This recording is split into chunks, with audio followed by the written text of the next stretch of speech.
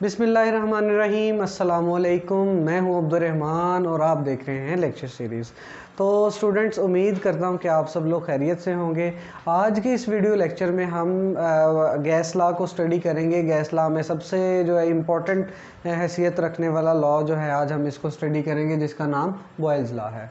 तो Boyle's law को study करने से पहले हम उसके इन्वेंटर का भी देखेंगे कि किसने बॉयल्स लॉ पेश किया था, और इस लेक्चर में हम ये भी देखेंगे कि बॉयल्स लॉ की एक्सपेरिमेंटल वेरिफिकेशन क्या है, यानी कि हम उसको प्रूव भी करके देखेंगे आइदर बॉयल्स लॉ इज़ मतलब ट्रू और फॉल्स। ठीक है, तो हम इस चीज़ को भी देख लेंगे। वैसे भी आपको पता है कि अगर कोई लॉ है तो वो फॉल्स तो हो नहीं सकता, ट्रू होगा एग्जैक्टली, लेकिन वो किस कंडीशंस के थ्रू वो ट्रू होता है और एप्लीकेबल होता है, उन चीज़ों को हम स्टडी करेंगे। तो उम्मीद करता हूँ कि आप लोगों को ये वीडियो ज़रूर पसंद आएगी। तो जल्दी से वीडियो को बगैर टाइम वेस्ट किए स्टार्ट करते हैं। उससे पहले आप मेरे चैनल को सब्सक्राइब कर दें, लाइक कर दें और घंटी का बटन लाजमी दबाएं ताकि आपको रेगुलर नोटिफिकेशन अपडेट्स मिलती रहें। तो चलते हैं अपनी वीडियो की तरफ। तो रॉबर्ट बॉयल ने जो बॉयल्स लॉ पेश किया था, बॉयल्स लॉ की स्टेटमेंट मैं यहाँ पर लिख देता हूँ, फिर आपको ब्रीफली मैं बताता हूँ।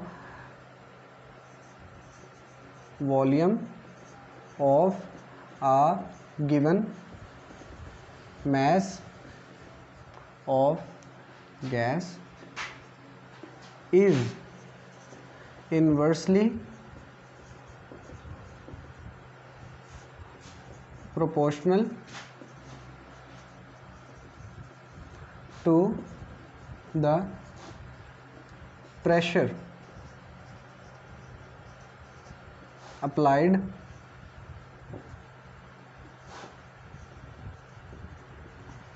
on it at constant temperature।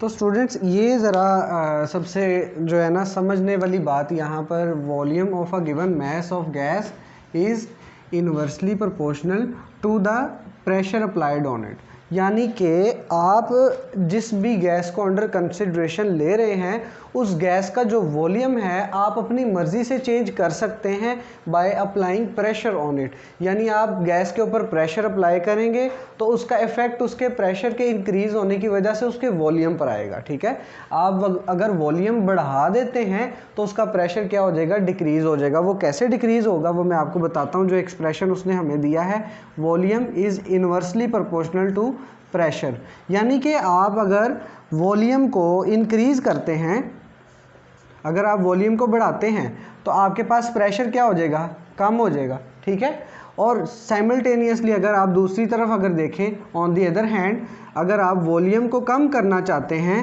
तो आप गैस के ऊपर से प्रेशर को इंक्रीज़ कर दें। यानी कि अगर आप देखें, आप इस पूरे कमरे में जो गैस है उसको एक सिलेंडर में अगर बंद करना चाहते हैं तो सिलेंडर में जब आप इस सारी गैस को बंद कर देंगे तो उस गैस का प्रेशर ऑटोमेटिकली इंक्रीज़ हो जाएगा। तो जब प्रेशर इंक्रीज़ होता है तो वॉल्यूम क्या हो जाएगा, एक कंस्ट्रिक्टेड सा वो सिलेंडर हो जाएगा जिसके अंदर सारा वॉल्यूम जो है वो आ जाएगा। ठीक है, यानी कि हमें पता चला कि किसी भी गैस का अगर आपने वॉल्यूम कम करना है या ज़्यादा करना है तो आपको उसके प्रेशर के साथ थोड़ी सी छेड़छाड़ करनी पड़ेगी। अगर आप उसके प्रेशर के साथ थोड़ी सी करते हैं चेंजिंग तो फिर क्या होगा, उसका वॉल्यूम चेंज हो सकता है। ठीक है, तो जिस तरह आपको पता है कि सिलेंडर्स में से जब गैस निकलती है, ज़ाहिर बात है उधर हाई प्रेशर होता है, तो जब हाई प्रेशर से गैस निकलती है तो उसका वॉल्यूम ज़्यादा होना शुरू हो जाता है। अगर आप सिंपल एक परफ्यूम की एक डिओड्रेंट की भी एग्जांपल लें तो वो एक सिलेंडर के अंदर गैस बंद होती है। ठीक है ना, अगर आपको उसको स्प्रे करते हैं तो अगर आप किसी बॉडी स्प्रे की अगर बात करें तो अगर उसको स्प्रे करते हैं तो फिर क्या होता है, वो गैस जो है वो फैल जाती है। क्यों? क्योंकि उसके ऊपर से प्रेशर ख़त्म कर दिया जाता है। जब उसको उस कंटेनर से बाहर निकाला जाता है तो उसके ऊपर प्रेशर कितना आ जाता है, 1 atm प्रेशर। ठीक है, तो जब 1 atm प्रेशर आ जाता है वो तो बहुत थोड़ा प्रेशर है, जिसकी वजह से गैस जो है फौरन जो है ना एक्सपेंड हो जाती है। ठीक है, तो नेक्स्ट हम देख लेते हैं इसकी डेरिवेशन। तो अगर हम इस एक्सप्रेशन को मज़ीद अगर मैं यहाँ पर आपको ड्राइव करके दिखाऊं, volume is proportional to 1/p। ठीक है, तो वॉल्यूम के अगर हम इक्वल ये प्रोपोर्शनैलिटी का साइन ख़त्म करेंगे तो इक्वालिटी का साइन आएगा और साथ हमारे पास एक कांस्टेंट आ जाएगा जिसका नाम k है। अब k जो है वो है प्रोपोर्शनैलिटी कांस्टेंट।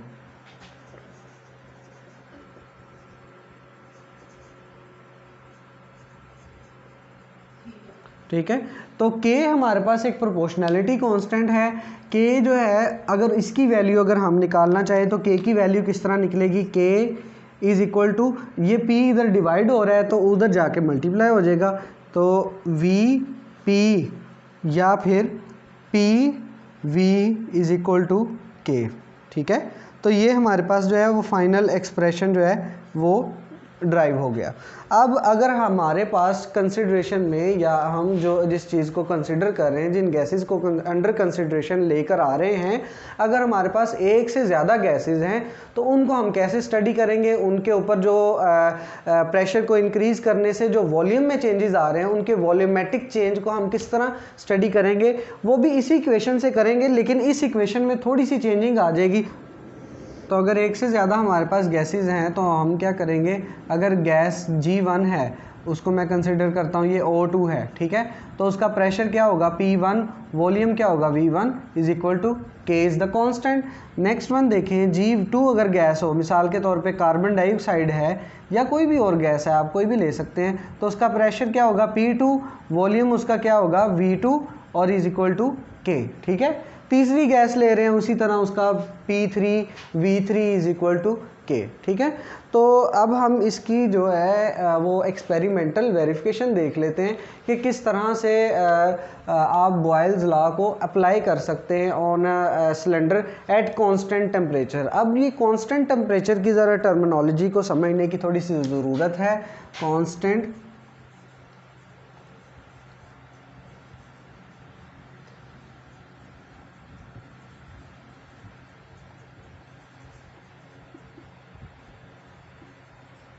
अब ये कांस्टेंट टेम्परेचर, ये वो टर्मिनोलॉजी है जो आपको एकेडमीज़ में, स्कूल्स में कहीं पे भी बताई नहीं जाती कि कांस्टेंट टेम्परेचर से यहाँ इसकी क्या मुराद है, कि रॉबर्ट बॉयल ने आखिर टेम्परेचर को कांस्टेंट रखा तो क्यों रखा। ठीक है, तो टेम्परेचर के कांस्टेंट होने की वजह क्या है कि देखें, अगर आप किसी गैस को लेते हैं और उस गैस का आप टेम्परेचर इंक्रीज़ करते हैं, आपको कोई ज़रूरत नहीं है उसके ऊपर प्रेशर इंक्रीज़ करने की, कोई ज़रूरत नहीं है उसका आप वॉल्यूम चेंज करने की। जैसे ही आप उसके ऊपर टेम्परेचर का चेंज लेके आते हैं, उसका वॉल्यूम ऑटोमेटिकली चेंज हो जाता है, उसका प्रेशर ऑटोमेटिकली चेंज हो जाता है। तो इस वजह से वॉल्यूम के ऊपर जो इफ़ेक्ट है वो टेम्परेचर का एक रैपिड इफेक्ट होता है, एक क्विक इफेक्ट होता है। एक आप परफ्यूम की बोतल ले लें, अगर टिन जो है वो परफ्यूम का कैन होता है ना जो स्टील का, तो अगर आप उसको टेम्परेचर देना शुरू कर दें, उसके अंदर परफ्यूम है, गैस है उसके अंदर, तो आप उसको जब टेम्परेचर देंगे तो वो फट जाएगी, बर्स्ट हो जाएगी बोतल। ठीक है ना, वो क्यों होगी, क्योंकि जब आप टेम्परेचर बढ़ाते हैं तो मॉलिक्यूल्स की काइनेटिक एनर्जी बढ़ जाती, और जैसे काइनेटिक एनर्जी बढ़ जाती है, एक लेवल आता है कि इतनी काइनेटिक एनर्जी बढ़ जाती है कि मॉलिक्यूल्स एक दूसरे का जो है ना वो सर फाड़ने के लिए तैयार हो जाते हैं, और जैसे ही वो एक दूसरे का सर फाड़ते हैं, वो टकराते हैं आपस में, दीवारों के साथ टकराते हैं, और टक्कर होते होते जिस तरह वो दीवारों के साथ टकराते हैं तो फिर उसके बाद वो बोतल जो है वो बर्स्ट हो जाती है। ठीक है, तो इस वजह से टेम्परेचर को हम कांस्टेंट रखते हैं कि टेम्परेचर का कोई भी इफेक्ट जो है वो हमारी वैल्यूज़ पे जो है वो ना पड़े। ठीक है, यानी कि जो हमारे पास वैल्यू आई है वो प्योरली प्रेशर अप्लाई करने की वजह से आई है, जो वॉल्यूम में चेंज आ रहा है वो सिर्फ प्योरली प्रेशर को चेंज करने की वजह से आ रहा है। ठीक है, तो अब चलते हैं अपनी एक्सपेरिमेंटल वेरिफिकेशन की तरफ। तो बॉयल्स लॉ की हम ये क्या कर रहे हैं, एक्सपेरिमेंटल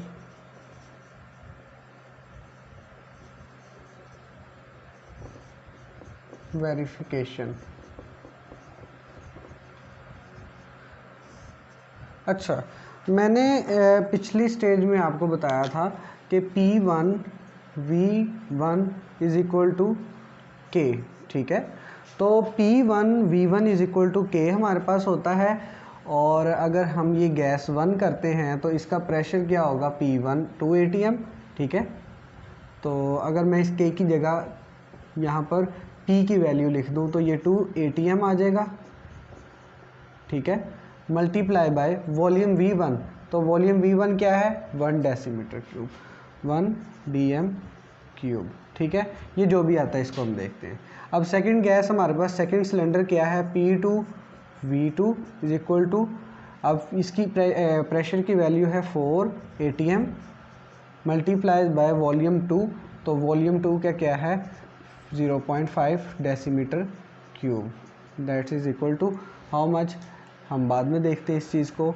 और P3V3 is equal to 6 ATM, 6 ATM यहाँ से आया, मल्टीप्लाई, अब V3 क्या है ये, तो 0.33 decimetre cube is equal to what, हम देखते हैं इसको भी। और P4V4 is equal to 8 ATM, और इस टाइम पे उस पर प्रेशर कितना, प्रेशर के बावजूद वॉल्यूम कितना है 0.25 DM क्यूब। तो इसकी वैल्यू क्या आएगी वो हम देखते हैं। अब आपको मैं ये चीज़ बताने लगा हूँ कि experimental verification of Boyle's law में उसने 4 सिलेंडर्स लिए हैं। ये सिलेंडर है पहले नंबर वाला, ये दूसरे नंबर वाला, ये तीसरे नंबर वाला, ये चौथे नंबर वाला। अब इन सिलेंडर्स के अंदर गैसेस हैं, ठीक है ना, ठीक है, गैसेस हैं।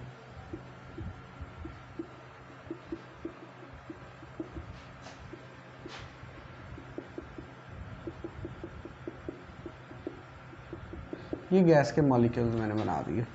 अब ये जो सिलेंडर है ना, ये इसके ऊपर मूवेबल पिस्टन लगा हुआ है। जैसे इसके ऊपर प्रेशर ज़्यादा करने की कोशिश की जाती है तो इस पिस्टन को नीचे की तरफ मूव किया जाता है, तो इस पर प्रेशर ज़्यादा होता है। इनिशियल स्टेज पे 2 ATM प्रेशर लिया गया और वॉल्यूम ये सारा कितना है 1 DM क्यूब। अब 2 से बढ़ाकर प्रेशर को हमने क्या कर दिया, ज़्यादा कर दिया। तो जब हम प्रेशर को ज़्यादा करते हैं तो हमारे पास रिलेशन क्या है, volume is inversely proportional to 1/, ठीक। अगर हम प्रेशर को ज़्यादा कर रहे हैं, पहले हमारे पास 2 ATM है, फिर 4 ATM है, फिर 6 ATM है, फिर 8 ATM है, तो हम प्रेशर को कंटिन्यूसली इंक्रीज़ कर रहे हैं। तो जब प्रेशर इंक्रीज़ होता है तो आपको पता है इस एक्सप्रेशन के मुताबिक फिर वॉल्यूम डिक्रीज़ होना शुरू हो जाता है। तो यहाँ पर देखो हमने क्या किया, 2 ATM प्रेशर लिया और 1 DM क्यूब उसका वॉल्यूम था। जब हमने प्रेशर को इंक्रीज़ किया, पिस्टन को मूव किया, 4 ATM तक ले गए, तो वॉल्यूम कितना हो गया 5 DM क्यूब, 0.5 DM क्यूब। इसी तरह वॉल्यूम कम होता गया और प्रेशर ज़्यादा होता गया। अब हमने देखना है कि यहाँ पर जो हमने PV is equal to K लिखा था, ये K एक कांस्टेंट है। इस कांस्टेंट को प्रूव करने के लिए हम ये एक्सपेरिमेंटल वेरिफिकेशन कर रहे हैं। तो इस कांस्टेंट को प्रूव करने के लिए 2 1 दा 2 ATM DM क्यूब, ठीक है, ये भी 2 आ जाएगा, ये भी 2 आ जाएगा, ये भी 2 आ जाएगा। इसको मल्टीप्लाई करके आप देखें 2 आंसर आ जाएगा।